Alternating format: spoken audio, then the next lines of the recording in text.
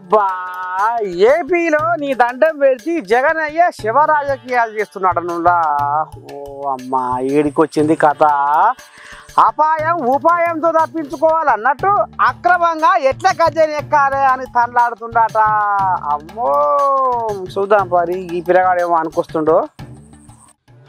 గతంలో AP CM Jagan సొంతం కాకయ్య వివేకానందరెడ్డిని సంపించి గద్దెనెక్కిండు కాబట్టి మళ్ళీ ఇప్పుడు గీతాంజలి సావును ముంగటేసి టీడీపీ మీద నిందలేసి జనాల దృష్టిని మలుపుకుంటందుకు ఓట్లు రావడందుకు ఈ వేషం వేస్తుడు జగన్ అని.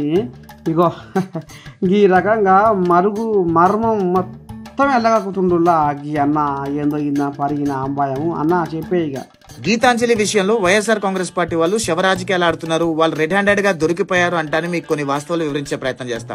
వైఎస్ఆర్ కాంగ్రెస్ పార్టీ సోషల్ మీడియా గీతాంజలి గారి వీడియో మార్చి 6వ తారీఖు 3 గంటల ప్రాంతంలో అప్లోడ్ చేయడం జరిగింది. మార్చి 7వ తారీఖు 11 గంటల ప్రాంతంలో గీతాంజలి గారు ఆత్మహత్య చేసుకున్నారో లేదా ఎవరైనా తోసేశారో అనేది స్పష్టత లేదు. మార్చి 8వ తారీఖు నాడు గీతాంజలి గారి వీడియోస్ సోషల్ మీడియాలో కొద్దిగా వైరల్ అవటం జరిగింది. మార్చి 10వ తారీఖు గీతాంజలి గారు చనిపోయారని వార్త కనిపించింది.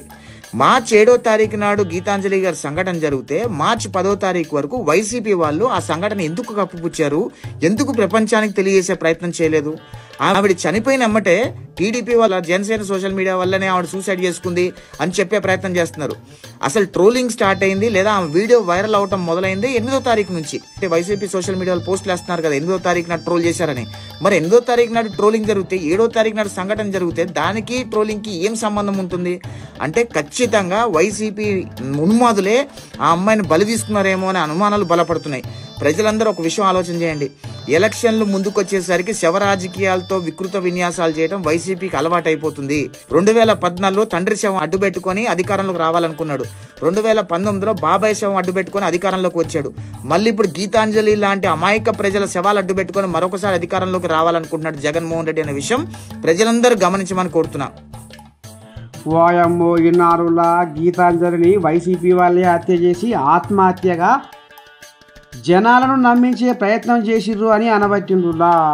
ఇక ఓ దిక్కు కోడికత్తి డ్రామా, ఇంకో దిక్కు తల్లిని చెల్లిని కూడా నీచంగా ట్రోల్ చేస్తూ ఇగో ఈ రకంగా శివరాజకీయాలు జగన్ పెద్ద కుర్చీకి అచ్చొచ్చినాయని సోషల్ మీడియా సంఘపోళ్ళు కాలాలు మీడియాలు నూడుతున్నట నువ్వులా నిన్ను అలా.